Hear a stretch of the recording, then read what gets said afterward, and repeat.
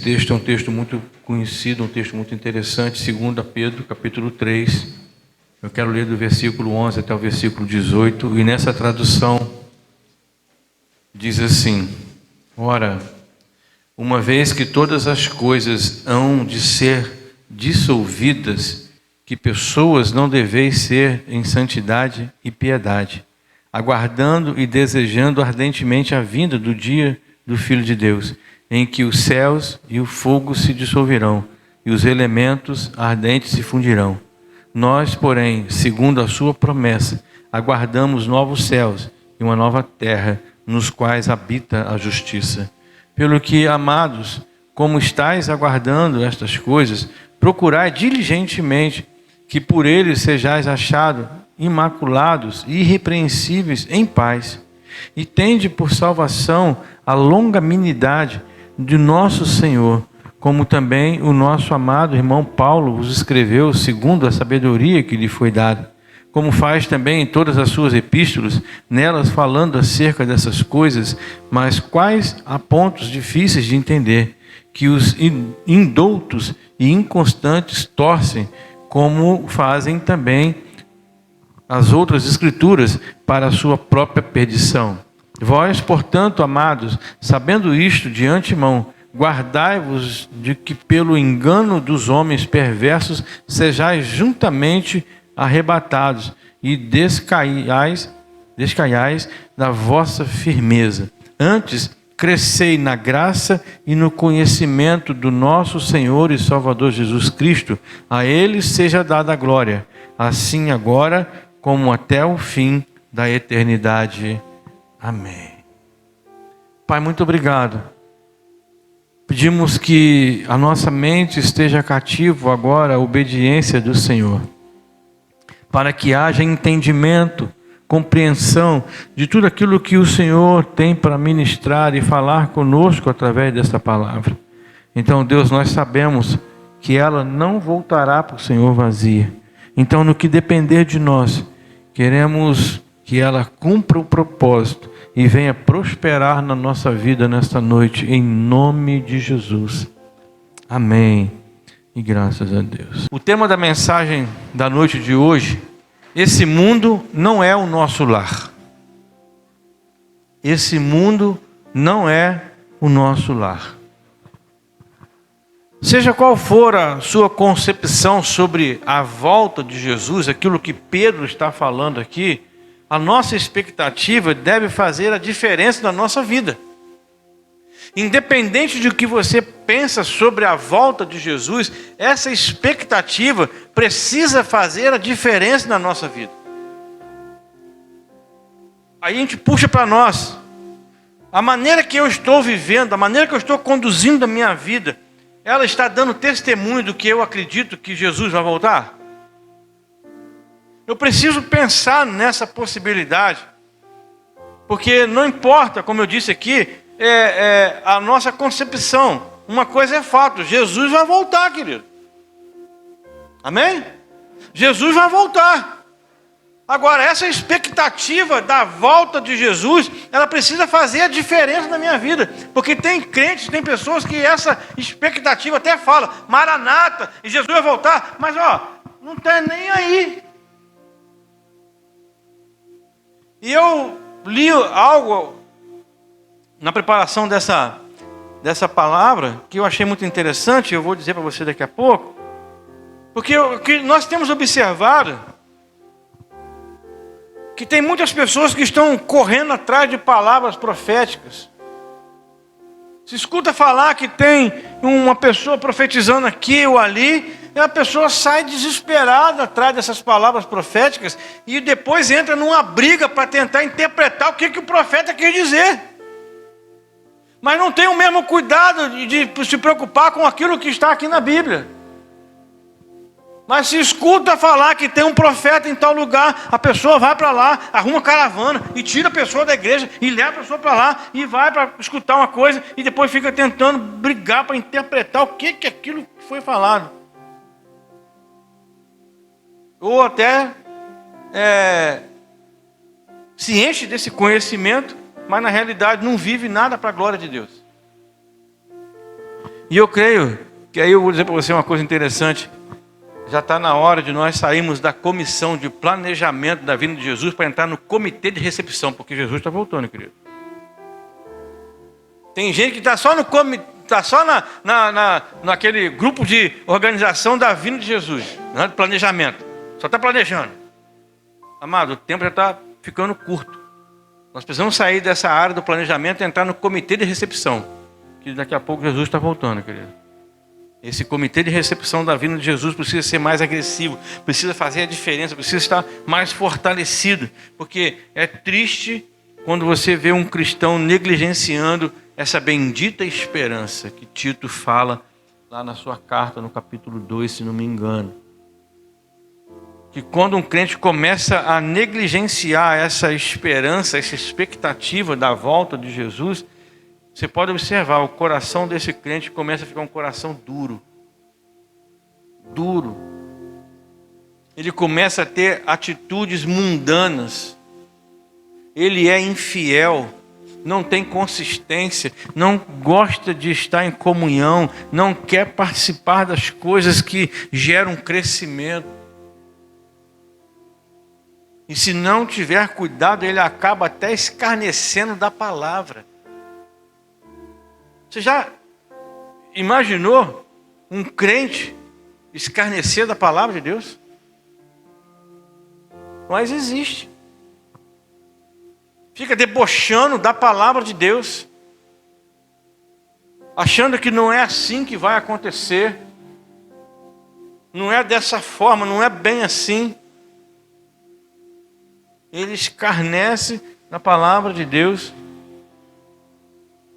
E é possível se posicionar separado do pecado, sem ter prazer de viver para Deus. Tem pessoas que conseguem essa proeza. Elas não se envolvem com o pecado. Elas conhecem, sabem as atitudes com relação ao pecado. Elas não se envolvem. Se você olha assim, provavelmente você já deve ter visto pessoas assim, ou até falado, pô, fulano é igual um crente. A vida do cara é uma vida bacana. Ele é um bom pai, um bom marido, um bom esposo, um filho. Ele está ali, um bom profissional, um cara bacana, tem um estilo de vida legal, correto nos seus negócios. Só falta ser crente, né? Costuma falar assim. Então, tem possibilidade de você viver uma vida desse jeito, mas não ter prazer de se envolver com as coisas de Deus. Não é verdade? Tem gente que tem uma vida desse tipo, mas não se envolve com as coisas de Deus. Não tem prazer em se envolver com as coisas de Deus, mas é um cara correto, uma pessoa bacana, confiável. Aí você fala assim, só falta Jesus na vida dele, então faltou tudo. Porque não vai ser essa atitude bacana dele, né, que vai levar ele para o céu. Essa semana eu coloquei numa dessas devocionais nossas aí falando sobre isso, e um amigo meu me questionou e falando, não, mas Deus conhece o nosso coração. Teve um até que eu coloquei lá que Deus conhece o nosso coração. Ele fazia as coisas boas assim, rapaz, você pode ter boa intenção. Lá no inferno está cheio de gente com boa intenção. Se você não tiver Jesus no teu coração, cara, é para lá que tu vai. Porque eu mandei uma mensagem falando sobre isso e ele tentou me justificar, porque, né, tá querendo dar um de santo, não que eu faço, que eu aconteça e tal. E aí Deus conhece o meu coração de fato. Eu falei assim, rapaz, mas se você não tiver Jesus dentro do seu coração, isso tudo que você está fazendo aí, eu falei assim, é trapo de imundície. Foi naquela devocional que eu coloquei falando sobre isso. A nossa expectativa pela volta do Senhor, ela deve nos levar a uma vida santa. Nós falamos agora há pouco aqui sobre a expectativa de servir, de fazer a obra do Senhor. Mas essa expectativa da volta do Senhor, ela tem que fazer com que a nossa vida seja uma vida de santidade. A gente às vezes confunde ser crente diferente do que ser esquisito. Existe uma diferença de ser diferente e de ser esquisito. Crente, ele é diferente, não é esquisito. Porque o esquisito afasta as pessoas ao invés de aproximar. E o crente, ele precisa ser diferente, porque ele precisa aproximar as pessoas. Então essa ideia de falar que crente é esquisito, mas isso não pode vir para nós. Porque o esquisito, ele espanta as pessoas. E a nossa função não é essa. E a gente diz aqui uma coisa: saber que Deus tem planos para nós é uma benção.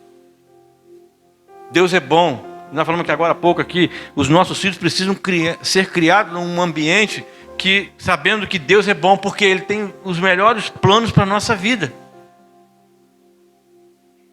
Deus tem os melhores planos para a nossa vida.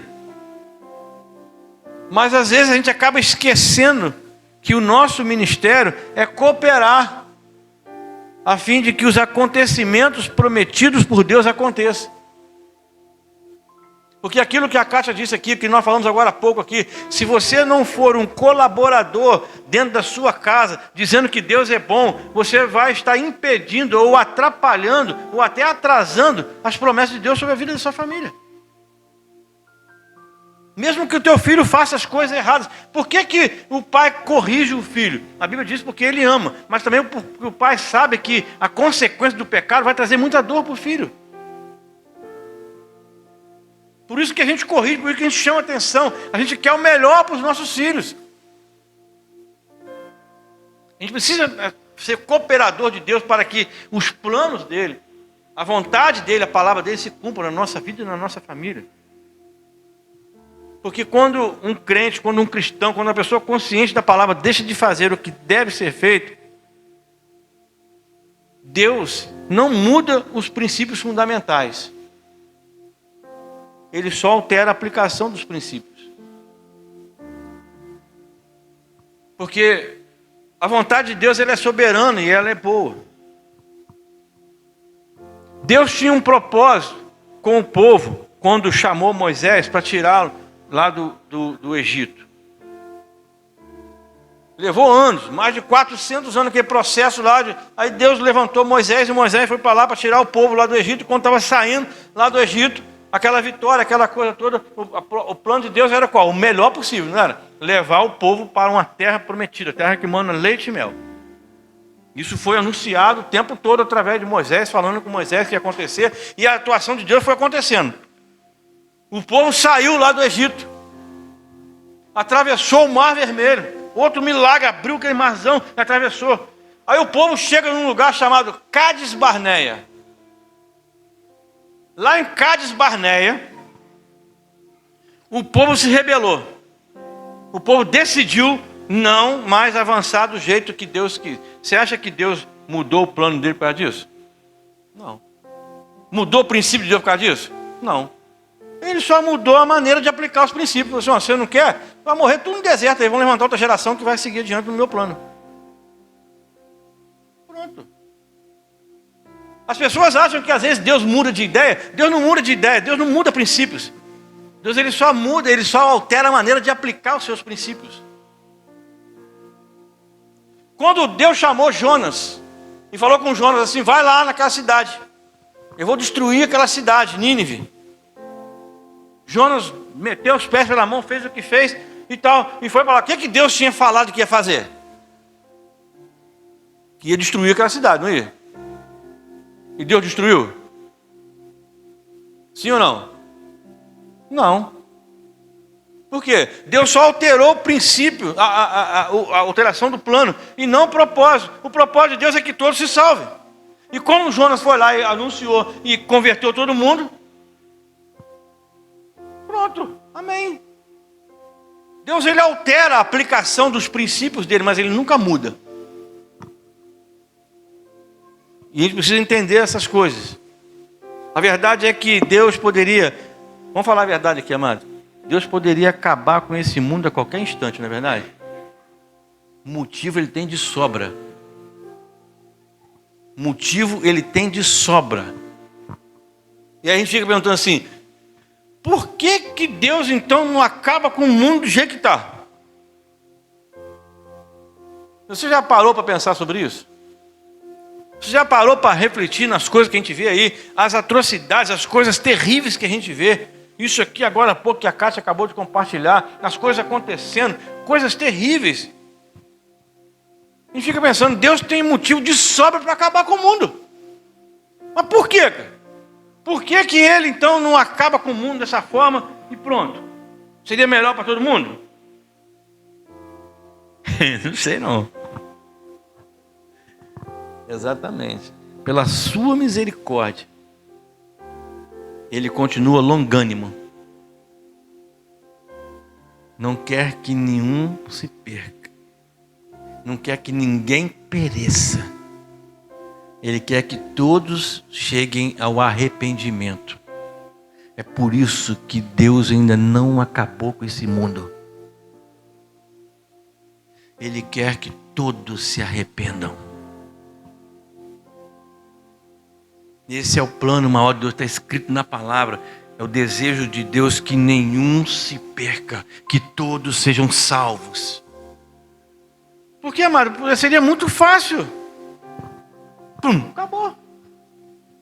Você acha que ia acontecer alguma coisa? Não.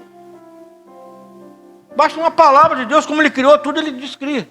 Se isso existe, né? Acaba. Basta uma palavra de Deus, assim como basta uma palavra de Deus para mudar a tua história nessa noite. Basta uma palavra de Deus para acabar com o mundo, como bastou uma palavra de Deus para construir tudo. É dessa maneira. Estamos vivendo dias de salvação e não de julgamento. Glória a Deus por isso.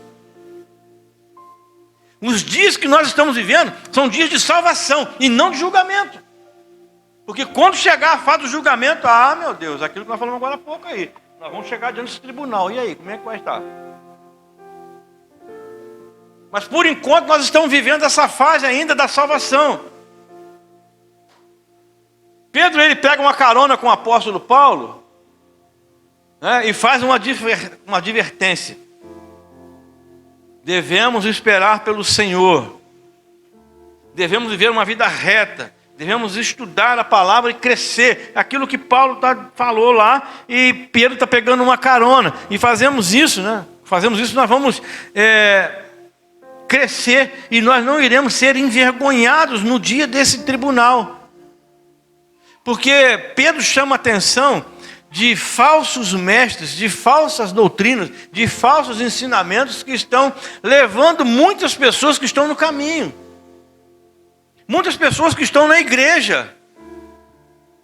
Nós falamos um pouco antes da mensagem de hoje, falamos sobre a questão de pessoas que ficam insatisfeitas em determinadas igrejas e acham que a melhor opção é sair. E essa saída, dependendo da forma, é uma saída perigosa, porque as pessoas saem e levam algumas pessoas consigo e acaba criando um ministério independente, e isso torna algo mais perigoso, porque baseado em quê? E qual doutrina? Em que vai estar ensinando?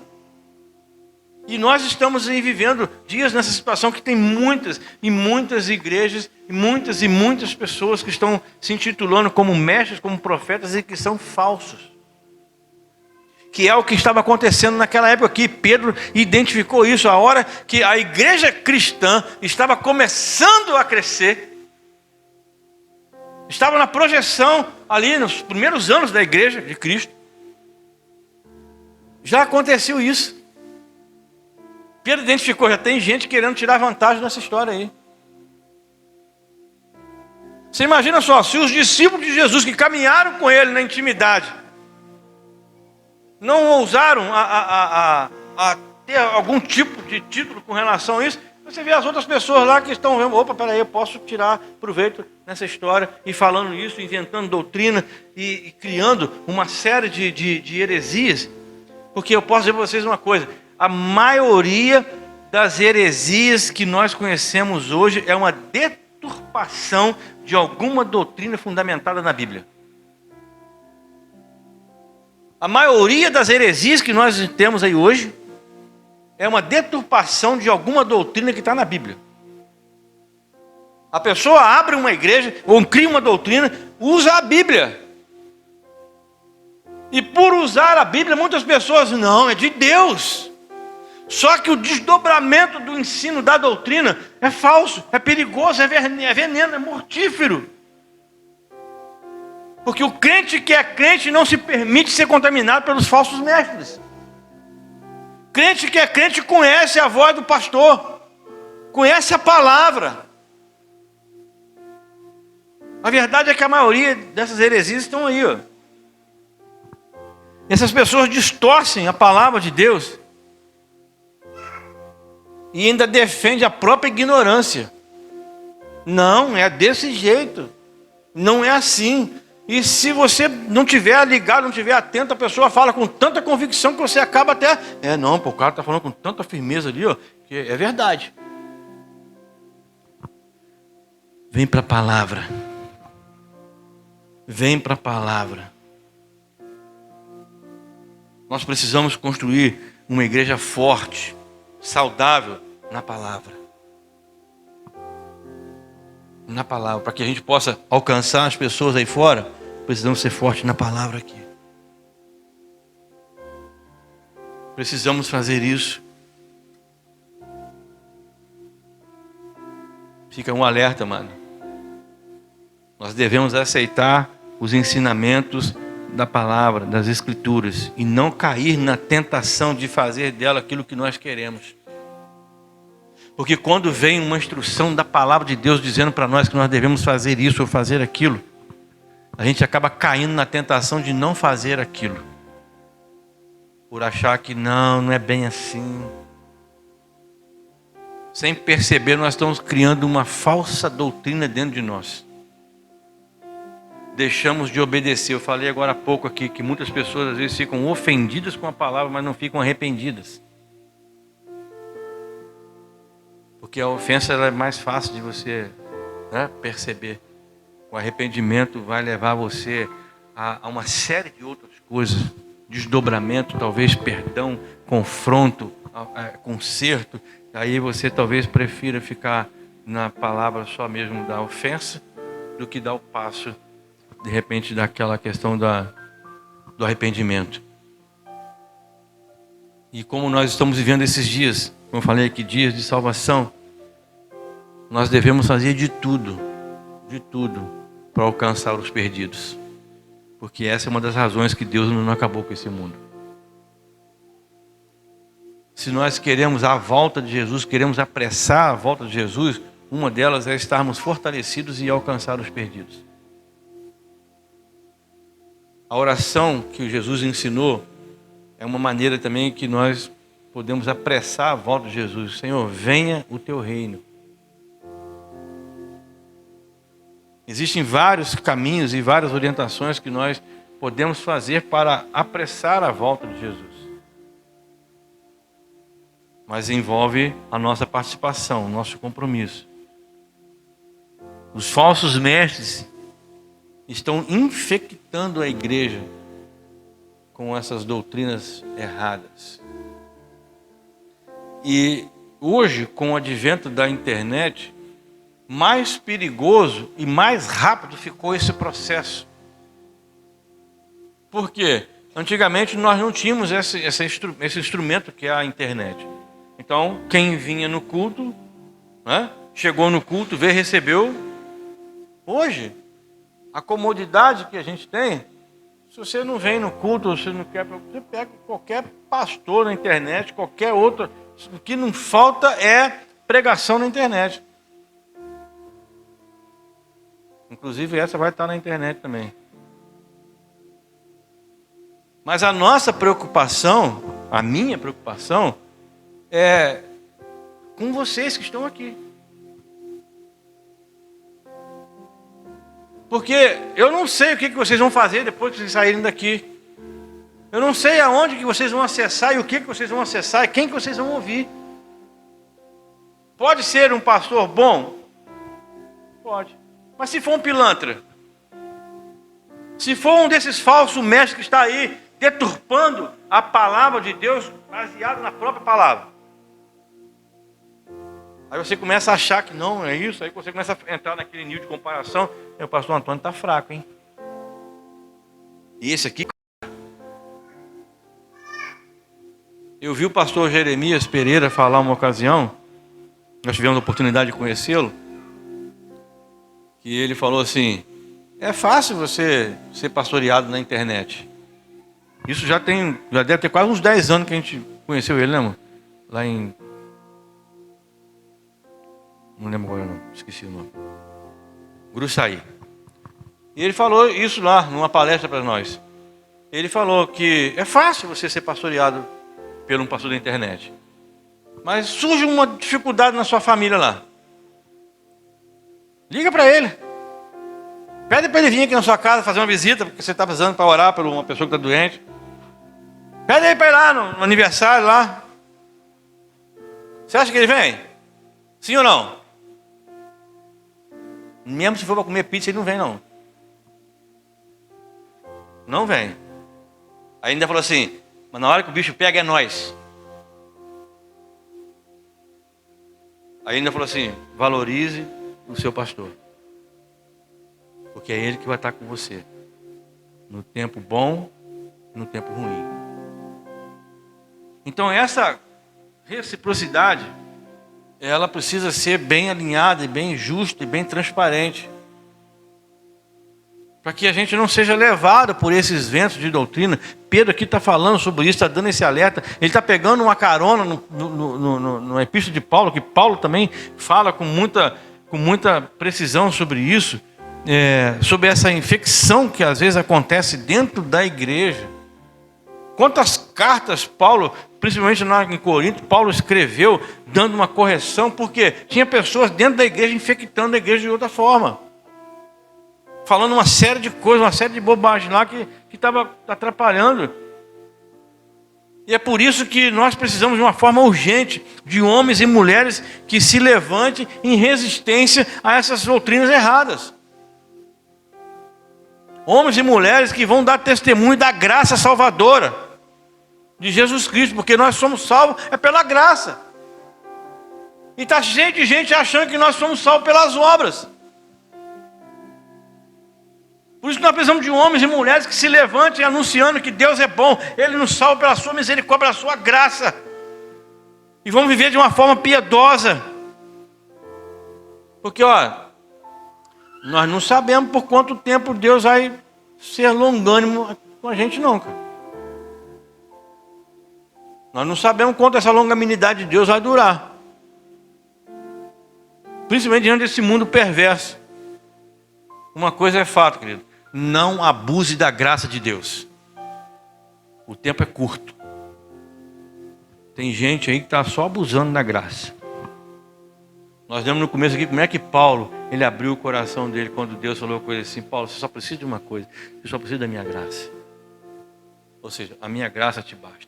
Paulo ficou satisfeito com aquilo. E tem gente que está abusando dessa graça de Deus. E Pedro vem falando aqui uma coisa interessante, que só o conhecimento por si só não gera proteção. Não gera proteção suficiente para nós. Pedro sabia muito bem que uma pessoa pode conhecer a Bíblia, pode conhecer alguns pontos dela, né? Sabe que essa pessoa, algum conhecimento da Bíblia, pode se tornar excessivamente confiante e esquecer das advertências da própria palavra de Deus. Tem muita gente aí que conhece demais a Bíblia, mas esquece da advertência, principalmente uma advertência que Paulo também fala com a sua igreja lá em 1ª carta, no capítulo 10, versículos 10 e 12. E lá está dizendo lá que aquele que pensa que está em pé, veja para que não caia. Essa é uma advertência. Falando para a pessoa que tem conhecimento. Ei, cuidado, você que tem conhecimento demais aí, cuidado para você não cair. O perigo que Pedro enxerga aqui é que o crente verdadeiro seja desviado por causa de erros de pessoas perversas. Porque a pessoa que está firmada na palavra, a pessoa que lê, que tem intimidade com Deus, essas pessoas dificilmente elas vão cair.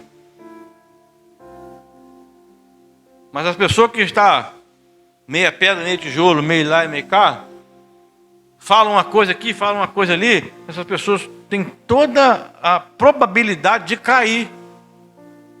Porque acha que sabe demais, que tem conhecimento demais.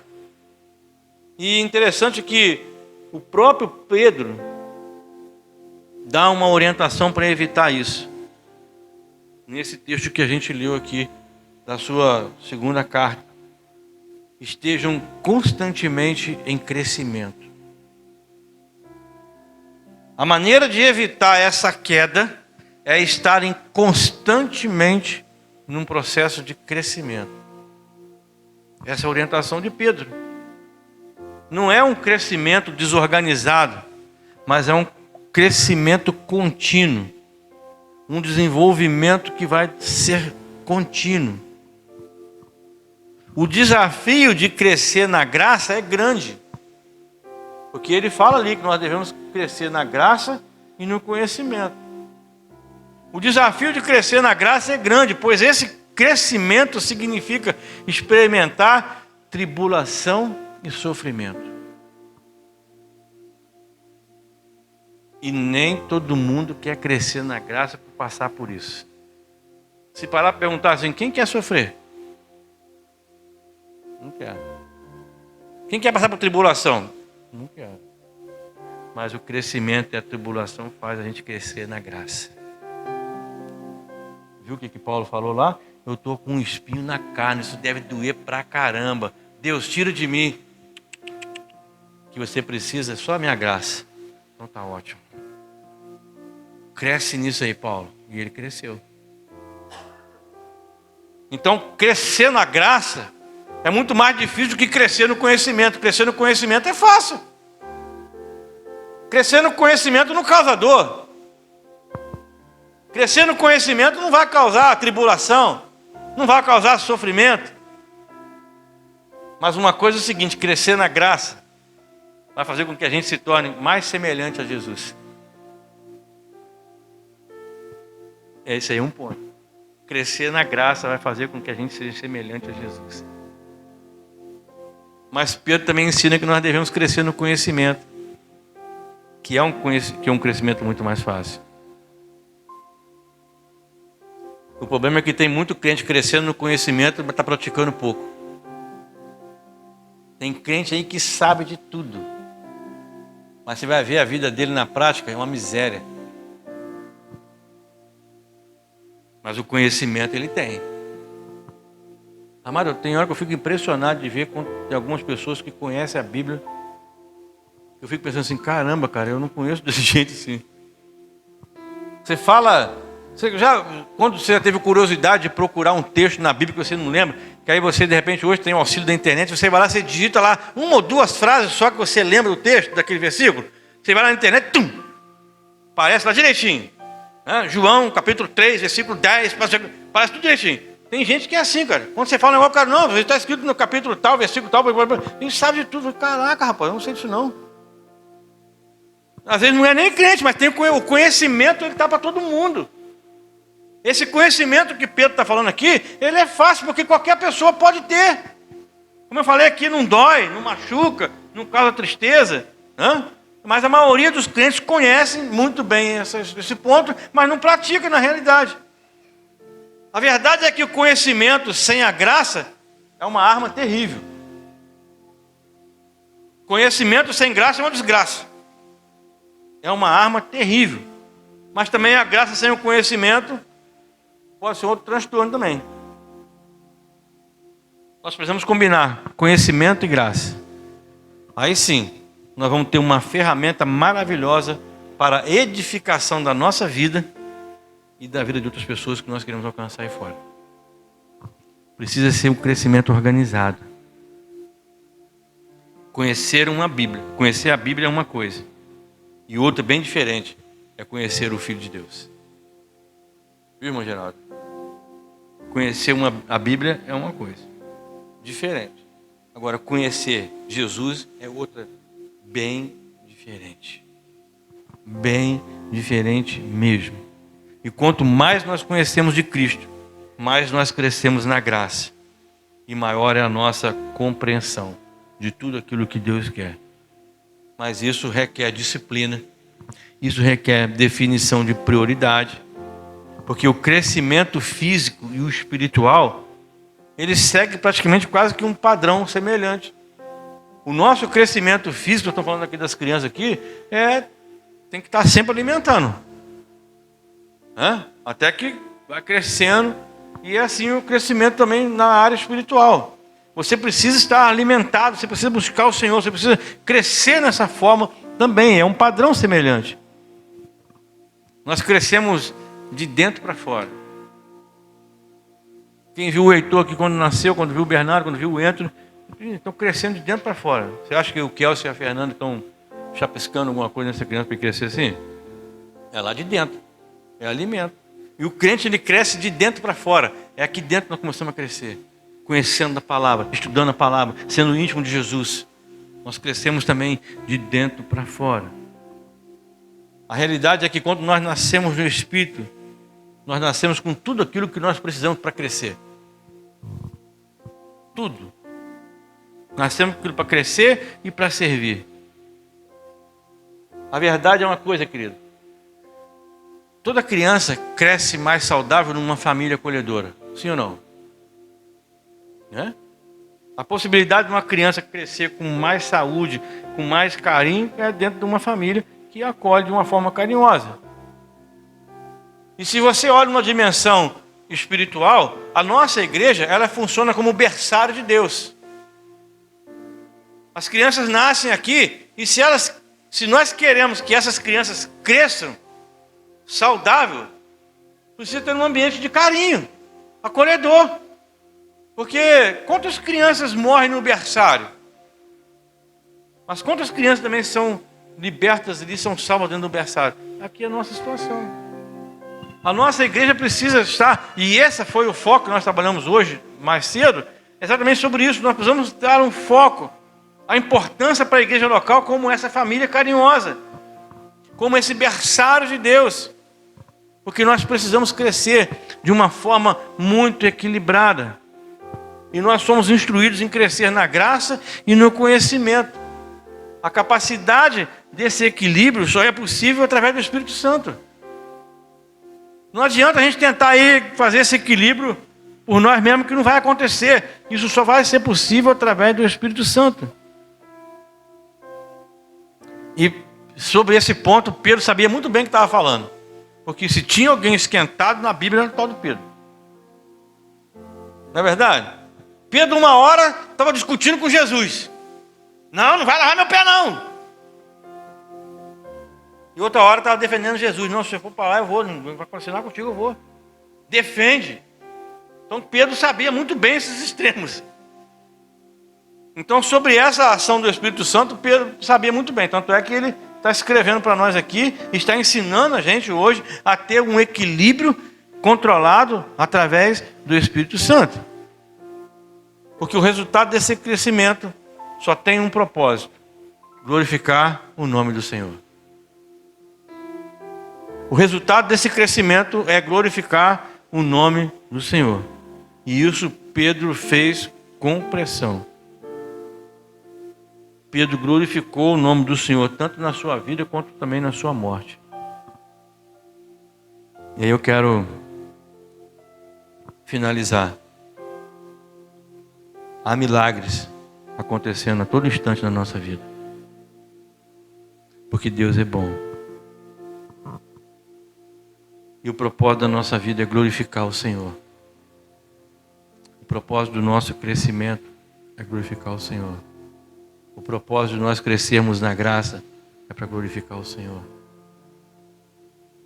Fica aí o final dessa mensagem. É hora de nós nos alistarmos ao comitê de recepção. Porque Jesus está voltando. Jesus está voltando.